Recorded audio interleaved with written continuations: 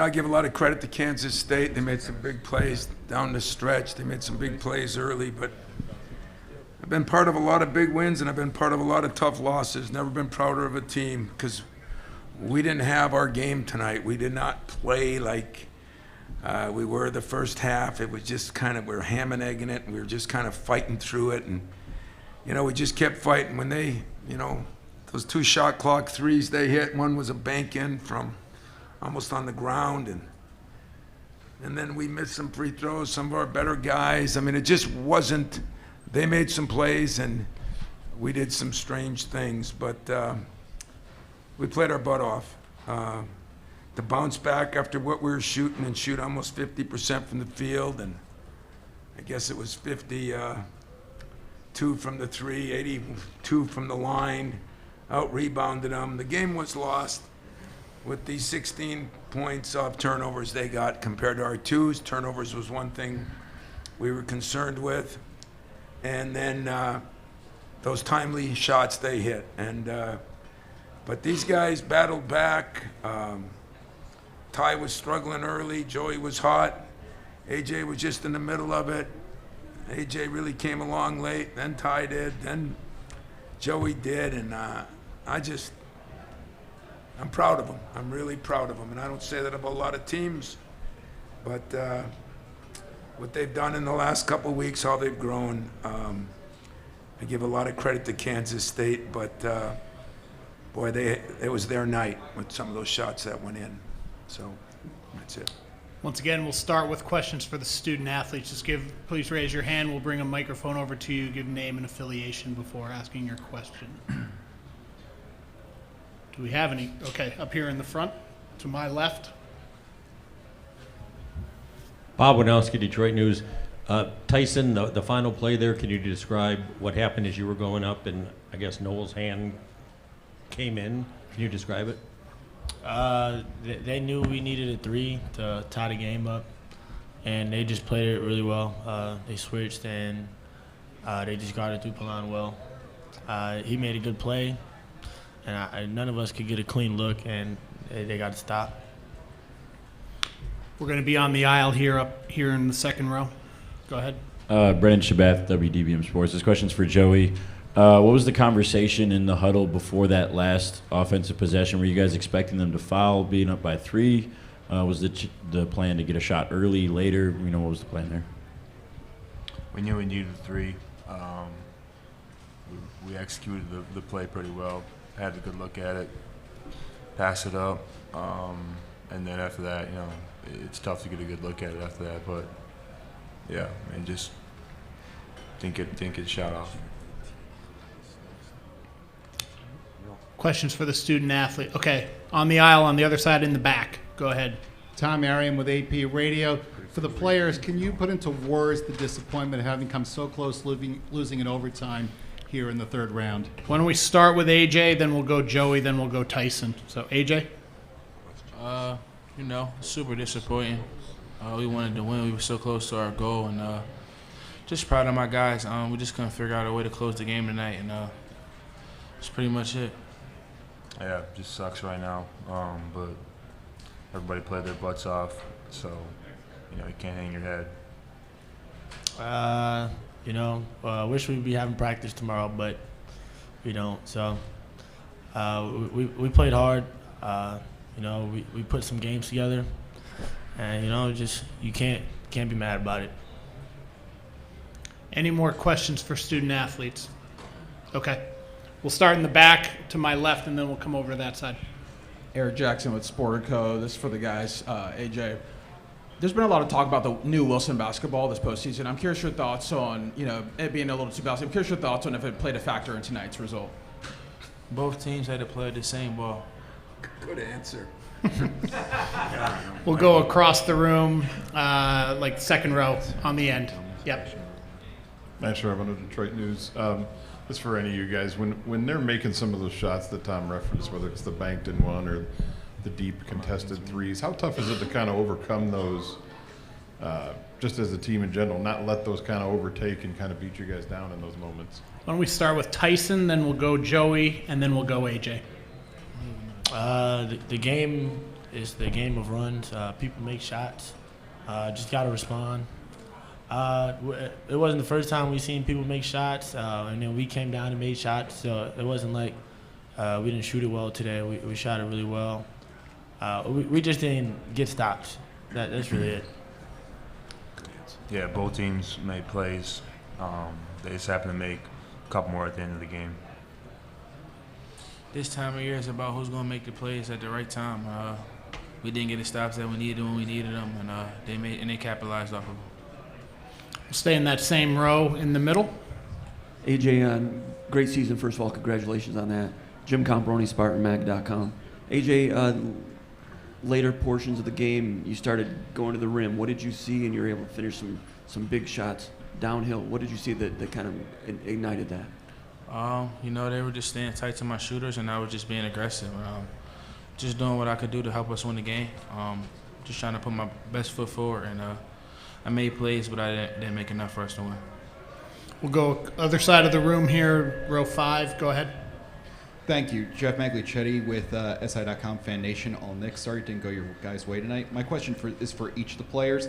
As upperclassmen, how hopeful and excited are you for the future of Michigan State basketball? And what can a run like this, one where you guys take down a number 2 seed and a favorite in Marquette, what can a tournament run like this do for the program in the future and help build momentum towards something even greater? Why don't we go AJ first, then Tyson, then Joey? When you come to Michigan State, you're supposed to do things like this. I'm just so happy I could do it with this group of guys. It's definitely hope around the corner, but just right now it just stings to even think about the future. Coach is coach. He makes runs. He's got a good group of guys coming in, good guys still here. And I won't be surprised. He does it again, goes even further. Yeah, same thing. Coach is coach. Like he knows how to win these games, and I'm glad that we got a little bit of a taste of it.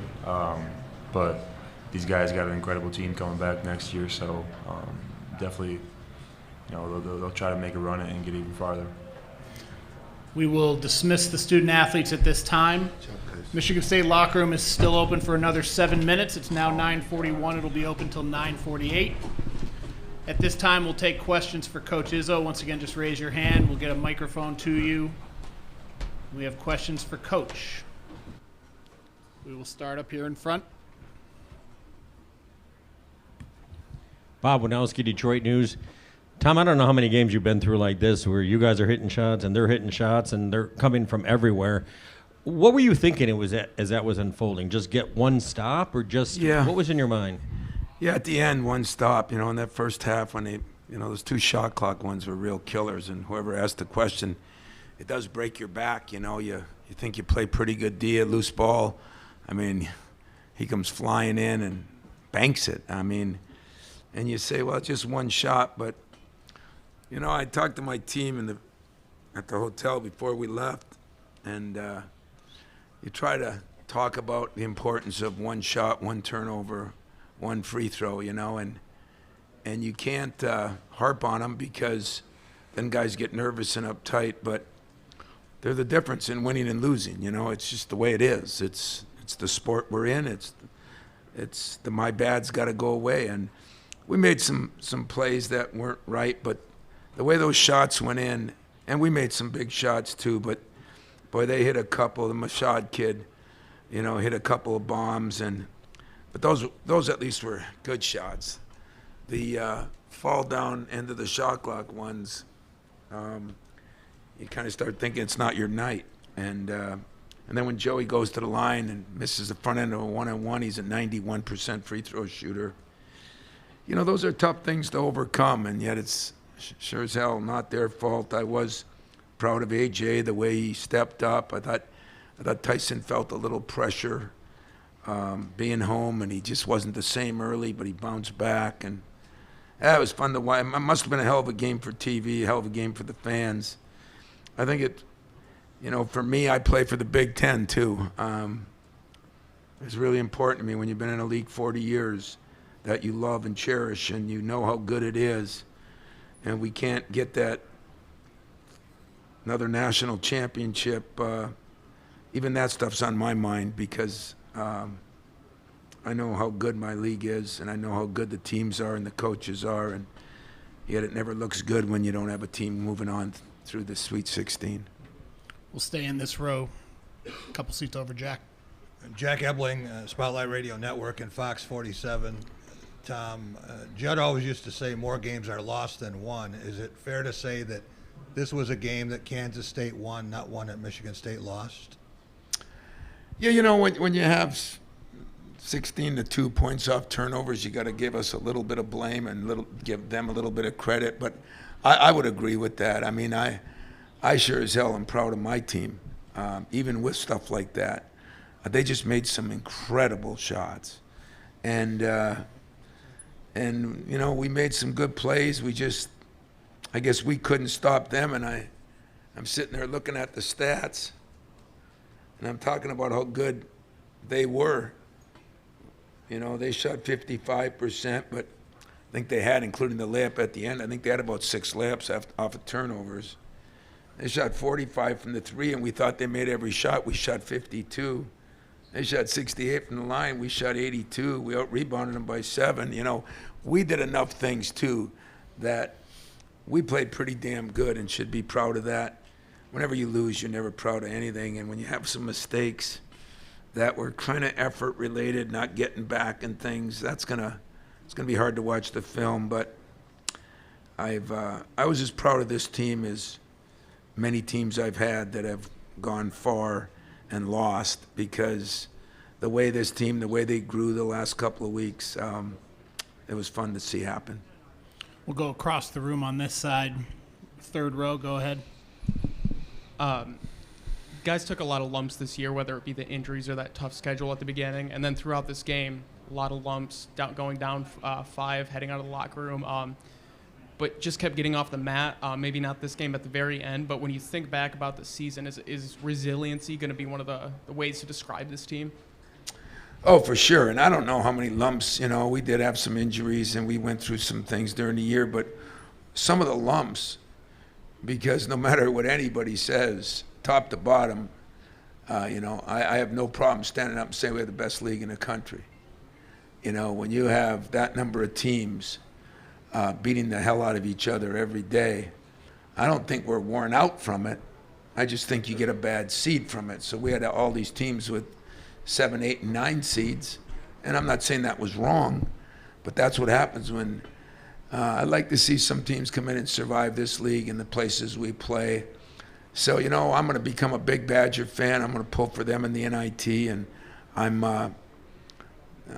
proud of my team, but I'm proud of the league too. And disappointments, there's disappointments, but I think as a 7 seed, maybe we showed how good our league was, instead of, like some people say, the other way around.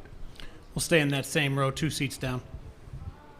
Jim Comparoni, SpartanMag.com. Tom, your team gave up some back cuts. It's rare to see a Michigan State team beaten to the rim. What was going on with that? I'm sure you were trying to get it corrected as it went along. What did you I think 2 things. We got caught mesmerized on Noel. I mean, he's a special player, you know, and we actually did a pretty good job on him. When you look at, he gets that last one where he would have been 6 for 18, has 18 points, but he's 2 for 6 from the 3. It was the assist that really killed us on the back cuts, and I think we're mesmerized on him. We did not do a very good job on that. That was one of the disappointments.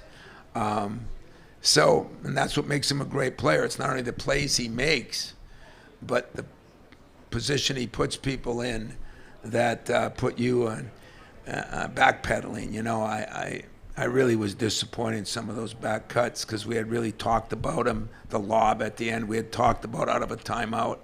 But I think we played so many guys so long, I think we just kind of wore down. You know, we got caught. Marty struggled. We got caught with our bigs, and so then we went with Malik and Joey, and so now we went smaller, which was okay, but we just kept playing those guys. We hardly gave Tyson and AJ much of a rest, and I think that hurt us a little bit too. So blame the coach, not the players on that. We lost a little vision, and that's what happens when you get fatigued. We'll do 2 more questions. We're going to stay on that side toward the back. Go ahead. Coach, prior to the season, there was a lot of skepticism, whether that be, with the center spot or the non-conference schedule. Despite the score of the game, the final result, all things considered, do you look back at this season and think, wow, they did pretty good, looking back at everything? For a guy who always thinks the glass is half empty, and I've said this many a times, for some reason I believed in this team all year long. I knew it wasn't just the teams we played, it's when we played them, the crazy road trip to Portland and be there and come back on a Monday morning at 7:30 and leave for Notre Dame the next day. I did some stupid things too in scheduling. So, when you look back on everything, you're going to see some players tonight that didn't do their job, and you're going to see a coach that, that led to some of the things, the injuries. Everybody has injuries, but to have two main guys out when we didn't go fishing, it was probably, it'll go down as one of the great years for me, not a good year. It'll go down as one of the great years because, we had our issues during the year, and I watch guys grow at the end and just kind of buy in. That's what happens. And when you buy in and you trust the coach and coach trusts the players, some cool things can happen. So we'll see if we can take this thing and build on it and get back to normal. COVID's over. There's been a lot of stuff these classes have been through in all schools. And I feel better about my job. I felt better about getting through to kids. I felt better about maybe coaching them and not managing them. And that's a good thing. Last question on the aisle, row 3. Brennan Shabath from WDBM Sports. Tom, you mentioned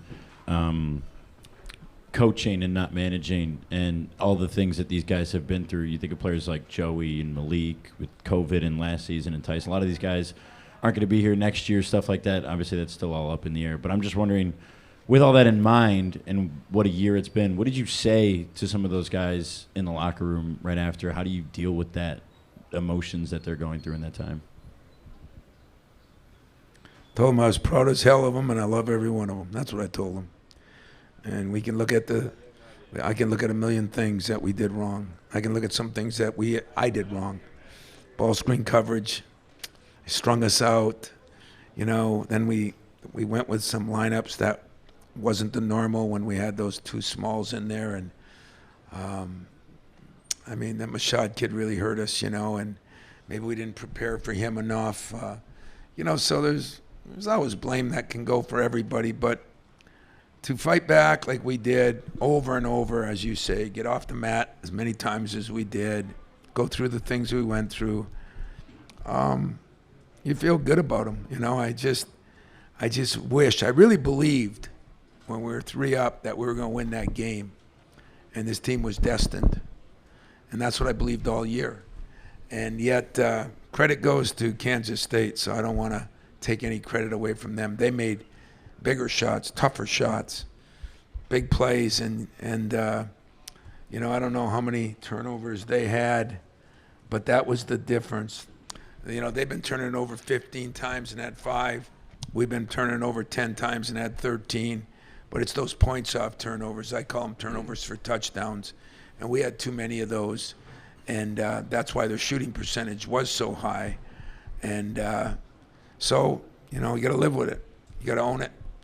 And the key is now, can you learn from it? And that'll be the challenge, because our league is not getting any worse. Too many damn good coaches. And so next year will be another challenging year. And as you know, after we play musical chairs here and let all the people figure out who's going where and what's going to happen, we'll sit down and see who we get to coach, and see if we can make a magical run only a little farther than we did this year. Thanks a lot, guys. Coach, thanks. We appreciate you taking the time. Take care. Congratulations on a great season. Thanks. And that was a hell of a game. Thanks.